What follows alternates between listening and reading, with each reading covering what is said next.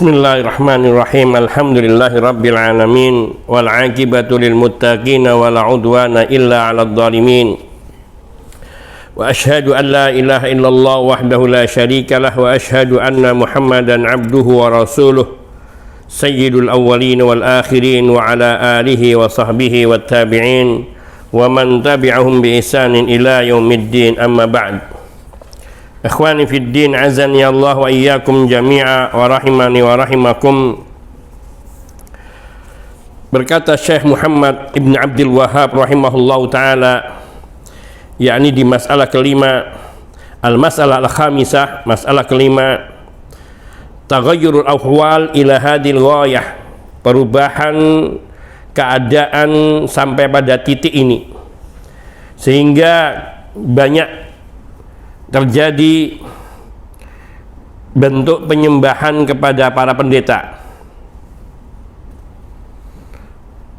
dan itu dipandang sebagai amalan yang tertinggi menurut mereka, yang disebut dengan al-wilayah, kewenangan menyembah kepada atau beribadah kepada para ulamanya, dipandang sebagai sebuah ilmu dan sebagai bentuk kedalaman dalam pemahaman. Kemudian keadaan ini berubah sampai kepada bentuk penyembahan kepada selain Allah Subhanahu wa ta'ala terhadap diri orang-orang yang bukan soleh, dan mereka ini diibadahi dengan makna yang kedua, yaitu yang dilakukan oleh banyak orang-orang yang jahil,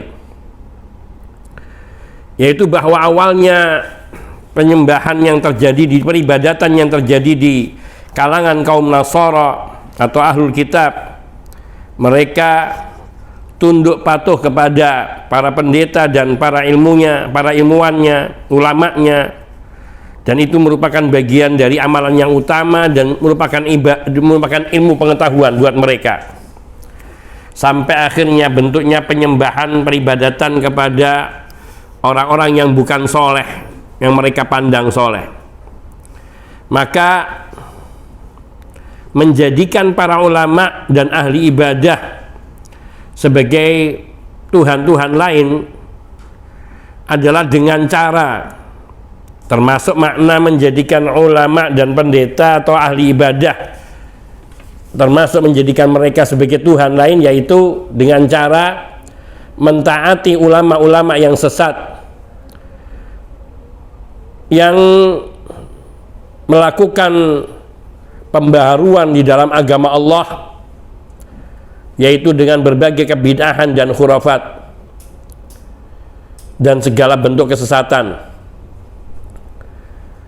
yang tidak pernah diajarkan oleh Nabi Shallallahu Alaihi Wasallam, dan tidak pula di zaman para sahabat Nabi yang mulia radhiyallahu ta'ala anhum, dan bahkan oleh para imam yang empat dari imam Ahlus Sunnah wal Jamaah, yaitu Imam Abu Hanifah, Imam Malik, Imam Syafi'i, dan Imam Ahmad radhiyallahu ta'ala anhum, seperti menghidupkan hari-hari kelahiran atau maulid, dan juga menghidupkan jalan-jalan sufi, tarekat-tarekat sufiyah, serta bertawasul kepada orang-orang yang sudah mati dan berdoa kepada mereka dan meninggalkan berdoa kepada Allah, sehingga para ulama yang sesat itu sampai mereka membuatkan syariat, hal-hal syariat-syariat yang tidak pernah diizinkan oleh Allah Subhanahu wa ta'ala dan tidak pernah ada izin untuk mereka, yang kemudian hal ini diikuti oleh orang-orang yang jahil, yang berpikir sederhana dan menganggap bahwa apa yang disyariatkan oleh orang-orang yang sesat ini dari kalangan ulama-ulama sesat ini dipandang sebagai bagian dari agama. Maka siapa yang mengingkarinya dan mengajak untuk mengikuti apa yang dibawa oleh Rasul Shallallahu Alaihi Wasallam, justru dipandang telah keluar daripada agama. Dan ini sesuatu yang tidak dipungkiri telah terjadi ketika ada orang-orang yang berusaha mengingkari amalan-amalan bid'ah dan amalan-amalan sesat yang bahkan menjurus kepada kesyirikan. Kemudian mereka mengajak kepada ajaran murni, apa yang diperintahkan oleh Allah di dalam kitab sucinya dan apa yang diajarkan oleh Nabi SAW dalam sunnahnya. Justru mereka yang berjalan lurus seperti ini dipandang telah keluar daripada tuntunan agama. Hari ini karena wabah dari kesesatan, kebid'ahan, khurafat telah sangat menyebar dan telah menjangkiti hampir kebanyakan mayoritas dari umat Islam di berbagai negeri-negeri muslim. Kita tidak mengatakan negara Islam, tapi berbagai negeri muslim, karena hampir kebanyakan negeri-negeri muslim sudah tidak ada yang benar-benar menegakkan syariat Islam, bahkan yang secara tegas menyebutkan undang-undangnya adalah Al-Quran Sunnah, kecuali hanya satu negeri di dunia ini, yaitu negeri Saudi. Yang itu pun tentu kita juga memaklumi banyak kekurangan-kekurangan dalam pelaksanaannya. Namun satu tekad dari para pendiri negeri ini yang telah menyatakan bahwa Quran dan Sunnah sebagai pedoman undang-undangnya, maka itu satu poin kelebihan dari semua negeri muslim yang ada di dunia ini, yang tidak pernah ada satu negeri pun selain negeri satu ini yang dengan tegas menyatakan Quran dan Sunnah sebagai sumber hukumnya, sebagai undang-undangnya. Padahal Nabi SAW beliau hijrah ke kota Madinah, dan yang beliau nyatakan adalah hukumnya adalah kitabullah dan sunnah Nabi SAW. Dan bahkan orang-orang yang saleh atau mereka menganggap orang-orang yang menentang perbuatan mayoritas umat yang berdoa, bertawasul kepada orang-orang soleh, kepada para ulama, dipandang mereka ini yang mengingkarinya membenci para ulama dan membenci orang-orang soleh. Sehingga sesuatu yang ma'ruf, yang baik, dihukumi secara terbalik jelek, dipandang sebagai sesuatu yang mungkar. Sedangkan perbuatan-perbuatan yang mungkar yang telah merajalela di semua negeri, kebanyakan umat justru dipandang sebagai sesuatu yang ma'ruf. Sunnah dipandang bid'ah, sementara bid'ah dipandang sunnah. Orang-orang yang memerangi bid'ah dianggap mereka ahlu bid'ah, dan orang-orang yang menghidupkan sunnah justru mereka yang dipandang menentang sunnah. Sampai anak-anak tumbuh di dalam lingkungan yang keliru dan menyimpang seperti ini, sehingga ketika dia dewasa memandang apa yang sudah mereka pelajari dan mereka amalkan, mengambil dari para orang tua dan pendahulunya, itu adalah bagian agama yang benar, yang hak. Orang-orang yang tua, mereka juga tetap memegangi adat istiadat dan kebidahan-kebidahan yang menyimpang seperti ini sampai tuanya. Inilah yang dimaksud daripada keterasingan agama oleh Nabi SAW dalam sabdanya, bada'al islamu ghariban wa sayaudu ghariban kama bada'a.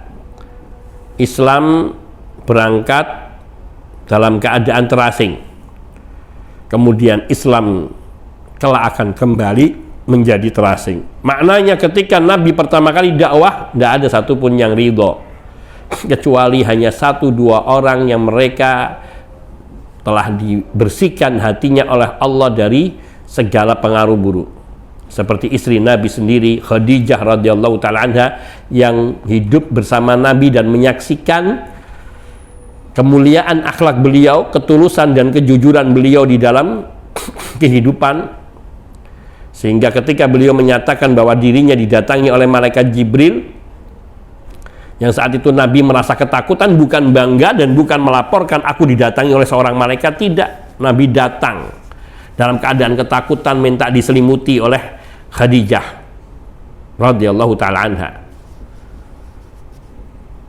Dan Khadijah radhiyallahu ta'ala justru membesarkan hati Nabi bahwa itu bukan syaitan dan tidak mungkin Allah akan menghinakan Nabi sallallahu alaihi wasallam, karena Khadijah melihat bahwa Nabi sallallahu alaihi wasallam adalah orang yang baik, yang selalu menolong orang yang fakir, meringankan beban orang yang kesulitan, membantu orang yang membutuhkan pertolongan, menyambung silaturahim, dan berbagai memuliakan tamu, dan berbagai kemuliaan akhlak itu terlekat pada diri Nabi Shallallahu Alaihi Wasallam, sehingga Khadijah yakin bahwa yang datang itu bukanlah syaitan, namun itu adalah yakni utusan Allah dari kalangan malaikat yang akan menyampaikan sesuatu.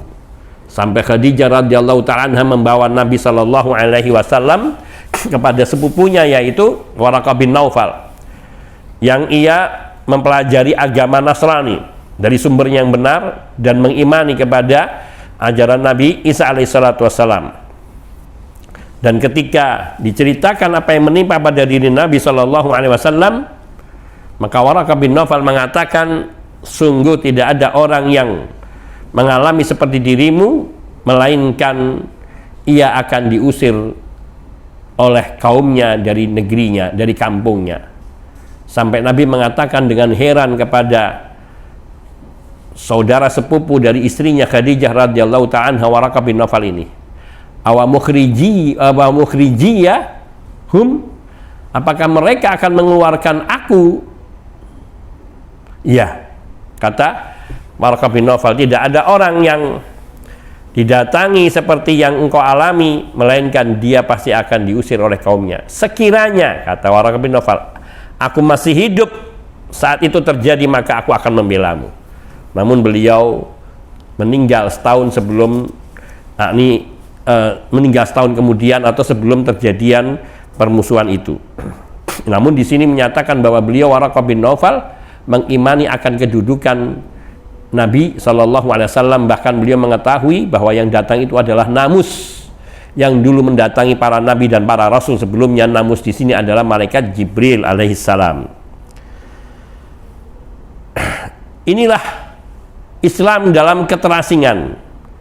Saat Nabi membawa ajaran Islam ini, tidak ada orang yang percaya kecuali sedikit orang. Bahkan beliau dimusuhi, bahkan sampai akhirnya beliau diusir dan bahkan tidak dibunuh. Sampai kemudian Allah mengokohkan Islam dan menyebarkan Islam ke berbagai negeri, sehingga sebelum Nabi Shallallahu Alaihi Wasallam meninggal dunia, ajaran telah disempurnakan dan telah banyak yang memeluk Islam di Jazirah Arab dan di juga beberapa negeri lainnya.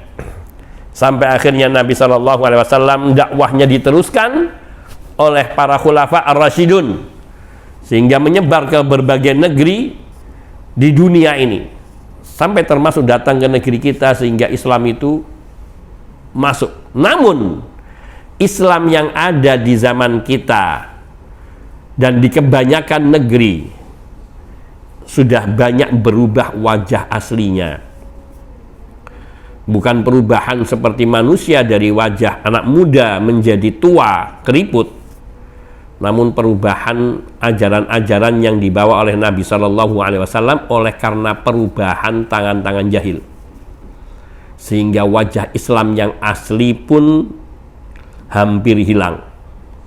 Namun Allah menjaganya di dalam yakni kitab sucinya dan juga di dalam sabda-sabda nabinya yang diabadikan dan dibukukan oleh para ulama.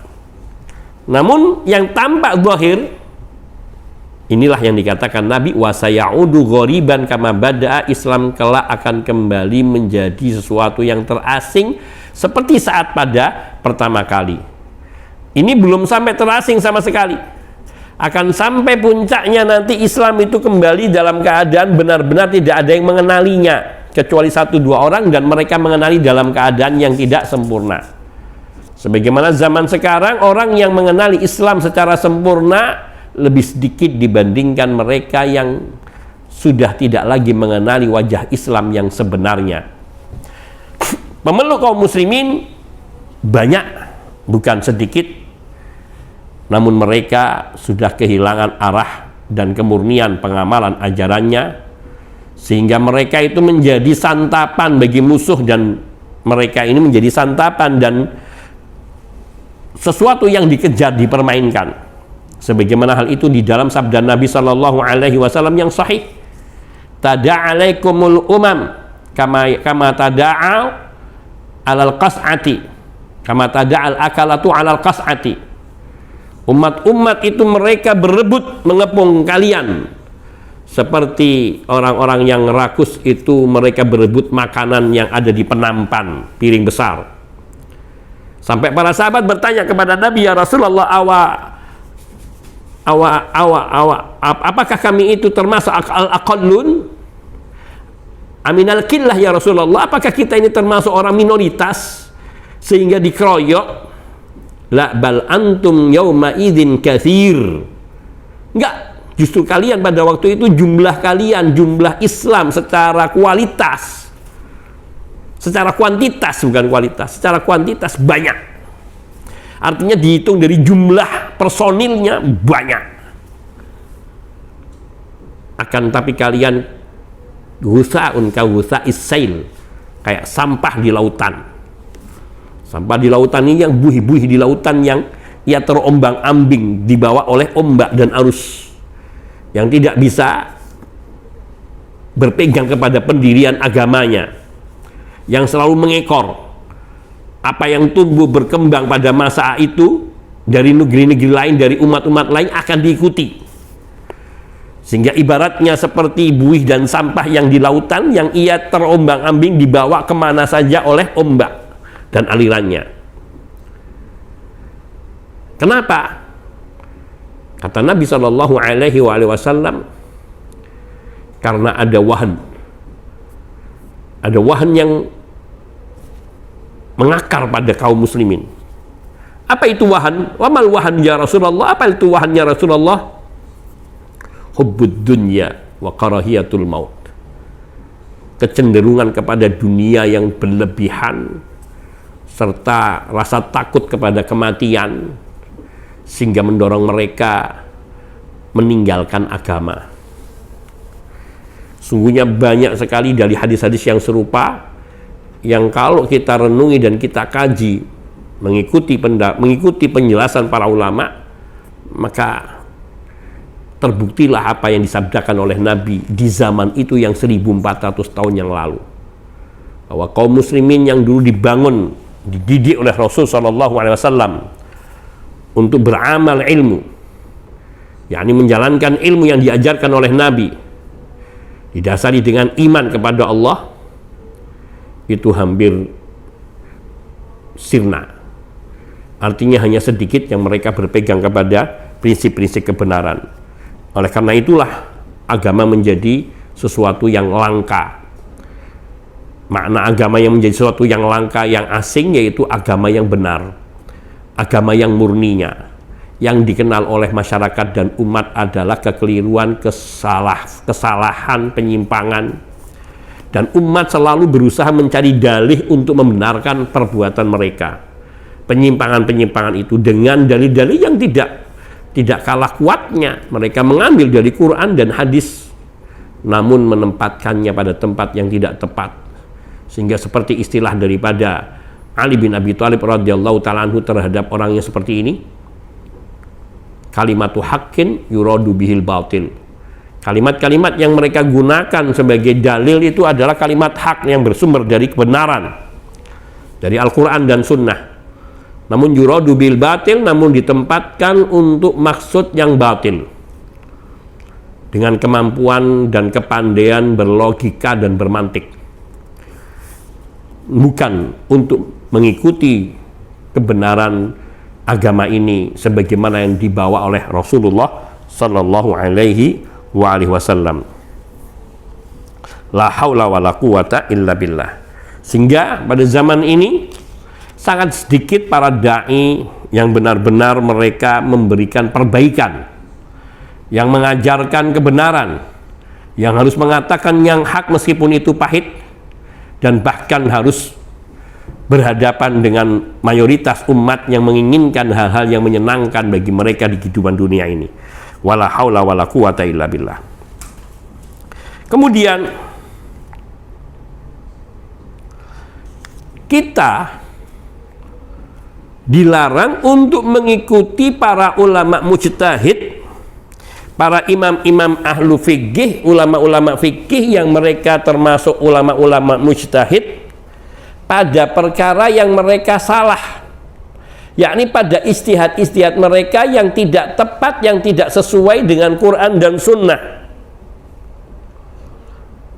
Padahal mereka, para imam mujtahid, ketika berijtihad kemudian salah berdasarkan sabda Rasul Shallallahu Alaihi Wasallam, mereka tetap mendapat pahala dan kesalahannya dimaafkan.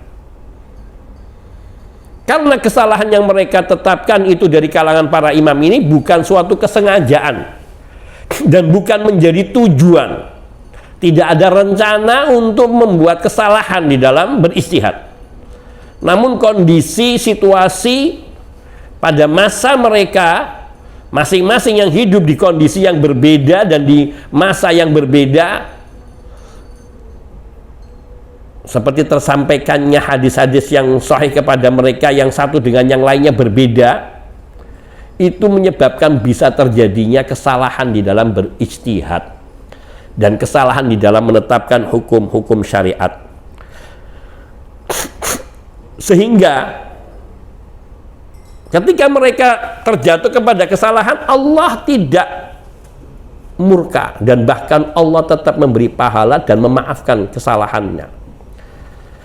Nabi Shallallahu Alaihi Wasallam bersabda, "Idza ijtahadal imamu fa asaba falahu ajrani, wa idza ijtahada fa akhta'a falahu ajrun."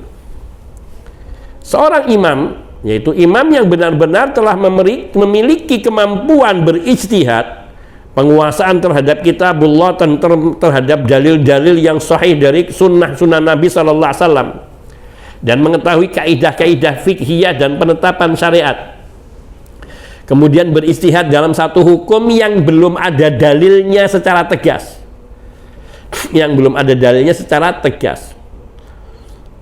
mungkin globalnya ada dalil yang secara tegas, namun pada perinciannya ada beberapa yang terlewatkan oleh sebagian mereka dan tidak sebagian yang lain, sehingga mereka yang terlewatkan dari dalil inilah mereka terpaksa harus berijtihad menetapkan hukum. Seperti misalnya sholat itu dalilnya qat'i, perintah sholat, mereka tidak ada yang berselisih pendapat mengenai sholat 5 waktu dengan jumlah rakaat yang sama, semua nggak ada yang mengingkari dari imam-imam yang 4 dan imam-imam ahlu sunnah lainnya. Namun dalam perinciannya, pelaksanaan tata laksana dari mulai takbiratul ihram sampai dengan salamnya, ada dalil-dalil yang dohir yang sampai kepada sebagian imam tadi dan mereka bersepakat. Ada yang tidak sampai kepada sebagian atau salah satu dari mereka, sehingga mereka harus berijtihad. Nah, ketika berijtihad karena tidak bersandar kepada dalil, karena tidak sampai dalil yang sahih kepada mereka, akibatnya kadang-kadang sering keliru. Namun mereka sudah berwasiat di dalam banyak ucapannya, kalau kamu mendapati pendapatku bertentangan dengan hadis yang sahih, tinggalkan pendapatku, ikuti hadis yang sahih. Ini perkataan mereka semua karena mereka menyadari apa yang mereka katakan berkaitan dengan amalan-amalan terinci di dalam sholat. Salah satu contohnya yang tidak mereka temukan dalil sorihnya, dalil tegasnya dari sunnah-sunnah Nabi Shallallahu Alaihi Wasallam, maka mereka terpaksa berijtihad. Dan hasil ijtihad seringkali salah, meskipun tidak selalu, dan juga kadang benar. Nah, ketika keliru, yaitu ketahuan ketika ditemukan dengan ulama-ulama madhab lain yang mendapati dalil yang sahih dalam perkara tersebut, sehingga mereka bisa menetapkan hukum amalan tertentu yang terperinci di dalam sholat tadi, seperti apakah mengangkat tangan ketika takbiratul ihram, ketika hendak sujud dan bangun dari ruku, hendak rukuk dan bangun dari rukuk dan hendak sujud. Ini ada sebagian ulama yang riwayat ini tidak sampai kepada mereka dengan sahih, atau bahkan sama sekali tidak sampai, sehingga mereka ketika ditanya apakah tangan diangkat ketika takbiratul ihram, sehingga mereka, sebagian mereka bingung, harus berijtihad. Namun dalil-dalil yang mereka temukan tegas dari Nabi, mereka tidak berselisih. Maka kesalahan mereka berijtihad dimaafkan oleh Allah. Namun kita tetap tidak dibolehkan bertaklid, yaitu mengikuti mereka secara membabi buta dengan mengabaikan segala kemungkinan kekeliruan mereka dan tidak mau berpendapat atau mengambil pendapat yang ditetapkan oleh para ulama yang bersandar kepada dalil yang sahih. Ini tidak boleh. Padahal mereka para imam yang kita dianjurkan untuk mengikuti mereka. Apalagi ulama-ulama yang tidak setingkat para imam ini, yang tidak memiliki kewenangan untuk berijtihad. Ada banyak spekulasi di dalam beragama oleh sebagian orang yang mereka tidak memiliki kemapanan di dalam beragama. Mereka ada yang beranggapan bahwa mengikuti para imam, bertaklid kepada imam itu wajib. Baik salah benarnya wajib diikuti dan tidak boleh berpindah kepada imam mazhab lain. Ini juga tidak betul. Ini juga tidak betul. Ada lagi yang mengatakan kita tidak boleh bertaklid sama sekali, atau tidak boleh mengikuti sama sekali dari pendapat imam-imam madhab yang empat. Ini juga tidak betul. Para imam empat madhab ini mereka adalah orang-orang yang saleh, orang-orang yang alim, namun mereka tetap manusia yang bisa saja terjatuh pada kesalahan. Yang wajib bagi kita adalah mempelajari agama, menelusuri ilmu, dan membandingkan para imam ini dari pendapat mereka di dalam satu masalah. Dan para imam ini selalu berdalil ketika menetapkan satu perkara hukum di dalam syariat agama ini. Pasti berdalil. Nah, tinggal kita lihat, telusuri dalil yang mereka gunakan itu apakah dalil yang sahih ataukah pemahamannya yang kurang tepat.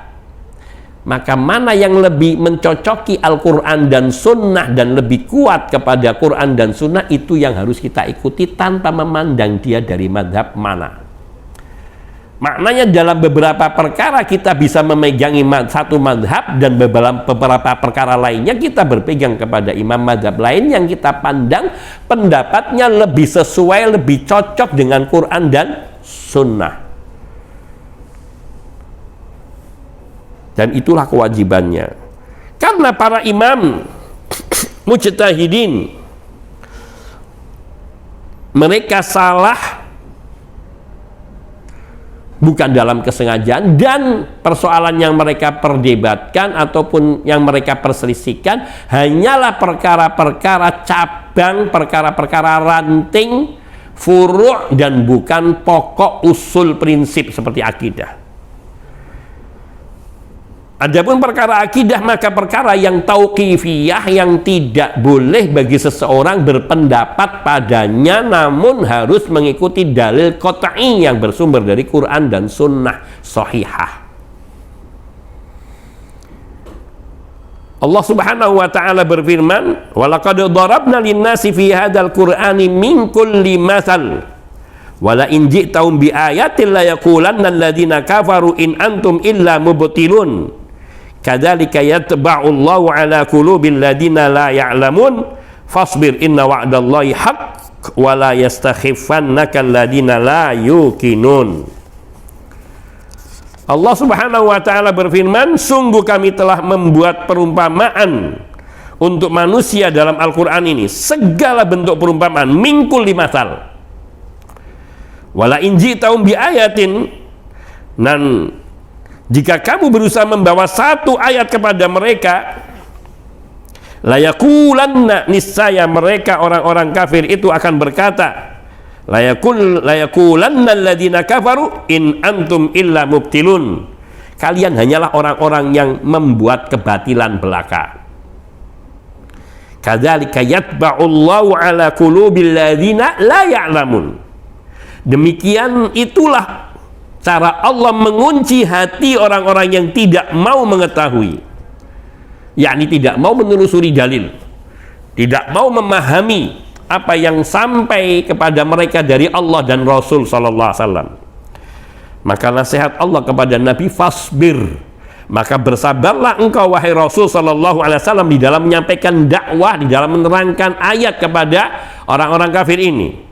Inna wa'dallahi haqqun, karena sungguhnya janji Allah itu pasti, tidak akan keliru, tidak akan menyimpang, tidak akan menyelisihi.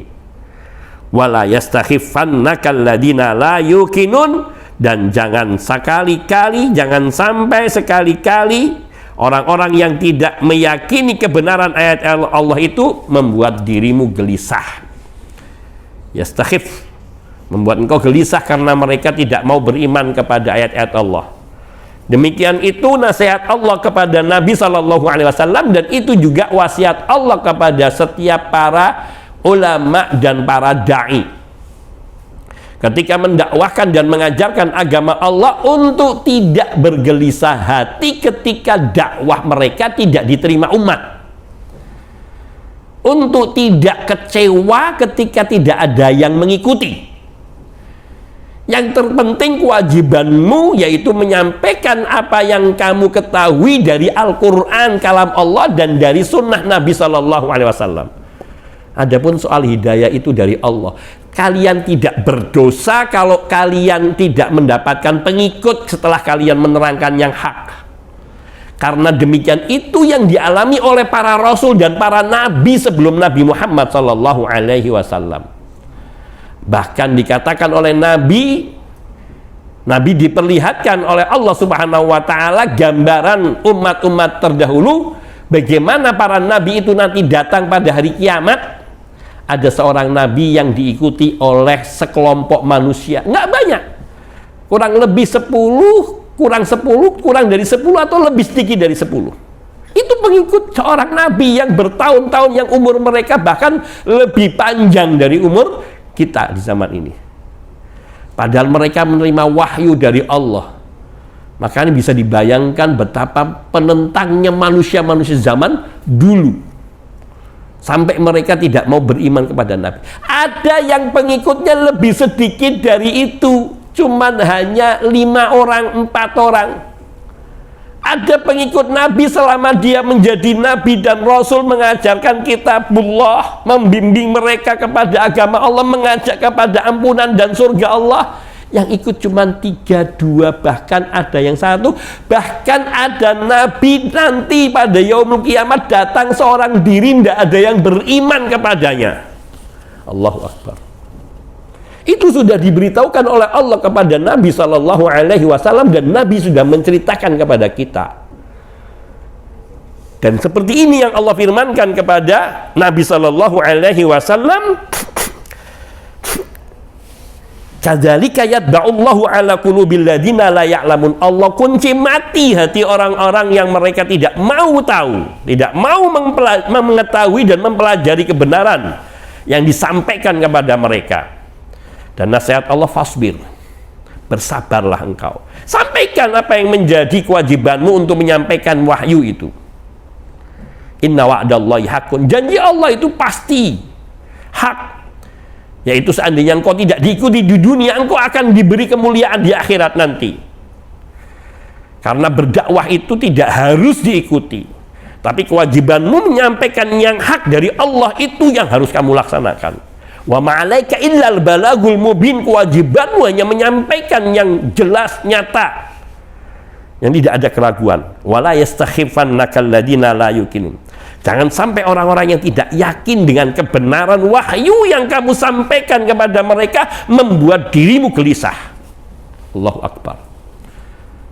Ternyata Nabi itu lebih berat dari kita. Karena yang beliau hadapi bukan orang muslim yang menentang, orang-orang kafir yang menentang, yang bahkan mengajak perang, yang bahkan mengusir beliau atau akan membunuh beliau.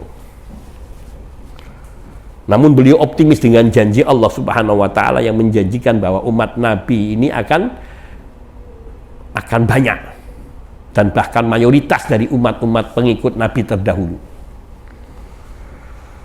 Allahu Akbar, kita bersyukur jadi umat Nabi. Yang menjadi persoalan, mampukah kita mempertahankan diri kita sebagai umat beliau, benar-benar menjalankan perintah beliau, mentaati beliau.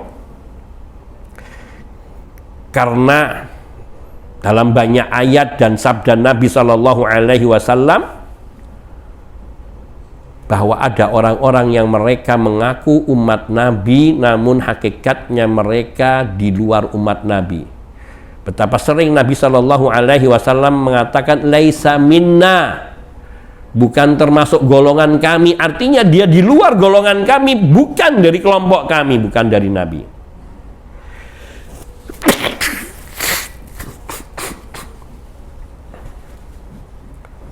Dan ini merupakan isyarat hardikan dari Nabi Shallallahu Alaihi Wasallam, peringatan dari Nabi Shallallahu Alaihi Wasallam agar kita menjaga diri kita, jangan sampai kita keluar dari barisan Rasul kita Muhammad Sallallahu Alaihi Wasallam.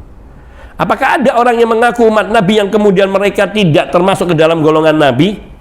Di zaman Nabi masih hidup, yang jelas-jelas beliau utusan Allah, Rasul Allah, tidak diragukan, sudah menunjukkan bukti kenabiannya, Al-Quran suci yang mulia, dan bahkan berbagai bukti-bukti mukjizat yang Allah tunjukkan kepada umat, yang mereka menyatakan dirinya muslim tapi mereka tidak diakui Islamnya oleh Allah. Ada nggak? Banyak. Di zaman Nabi hidup, mereka ngajinya sama Rasulullah Sallallahu Alaihi Wasallam, duduknya di majelis Nabi. Allah Subhanahu wa taala berfirman dalam Al-Qur'an surah Al-Baqarah ayat 7 atau ayat 8, wa minan ayat 5, ayat 6 dan 7, wa minan nas, ayat 8, wa minan nasi may yaqulu amanna billahi wa bil yaumil akhiri wa ma hum bimumin. Di antara manusia, orang-orang yang hidup di zaman Nabi dan juga nanti yang setelahnya, ada yang mereka mengatakan amanna billah, kami beriman kepada Allah, wal yaumil akhir, dan kami beriman kepada hari akhir. Wa ma hum bimumin, dan mereka sama sekali bukan orang-orang mukmin. Yukhadi'una Allah walladzina amanu, mereka hendak menipu Allah dan orang-orang yang beriman dengan menyatakan diri mereka Islam. Yakni mereka Islam, mengakui Islam dohirnya, namun di dalam hatinya terdapat kebencian, ketidaksukaan terhadap Islam, terhadap Rasulullah Sallallahu Alaihi Wasallam, terhadap ajaran beliau, terhadap tuntunan beliau yang dipandang memberatkan, dipandang tidak adil, tidak sesuai zaman, dan banyak lagi sifat-sifat itu. Mereka hendak menipu Allah dan orang-orang mukmin. Yukhadi'un Allah walladzina amanu wa ma yakhda'un, namun mereka sungguhnya tidaklah menipu Allah dan menipu orang mukmin, tidak dapat memperdaya Allah dan orang-orang mukmin. Illa anfusahum wa ma yash'urun.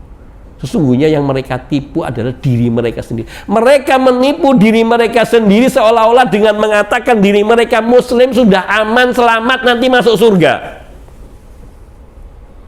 Tapi sesungguhnya mereka tidak demikian. Buktinya, ketika mereka salah seorang di antara mereka mati, Rasulullah hendak menyolatinya, dilarang oleh Allah, ditegur oleh Allah, dan Allah melarang Nabi setelah itu menyolati seorang pun dari orang-orang munafik karena mereka mati dalam keadaan kafir. Lihat,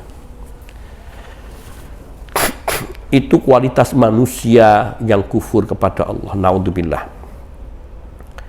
Mereka hidup di zaman Nabi, menyaksikan Rasulullah Sallallahu Alaihi Wasallam menerima wahyu dari Allah dan menyampaikan wahyu itu kepada mereka, dan mereka duduk di majelisnya Nabi, bahkan kadang ikut berjihad di dalam peperangan bersama Nabi.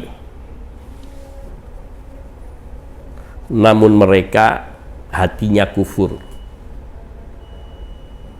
Ini yang patut kita khawatirkan pada diri kita, dan juga yang menjadi cermin buat kita agar kita tidak berputus asa di dalam berdakwah dan mengajak umat kepada agama Allah Subhanahu wa ta'ala.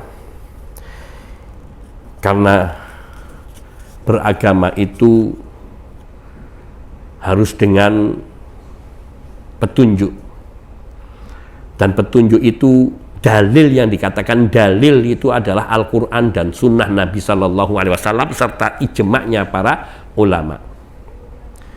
Sedangkan perkataan para ulama secara kelompok ataupun individu tidak mutlak menjadi dalil kecuali bersandar kepada kitabullah atau sesuai dengan kitabullah dan sunnah Nabi Sallallahu Alaihi Wasallam. Kita teruskan insya Allah dalam pembahasan ke depan.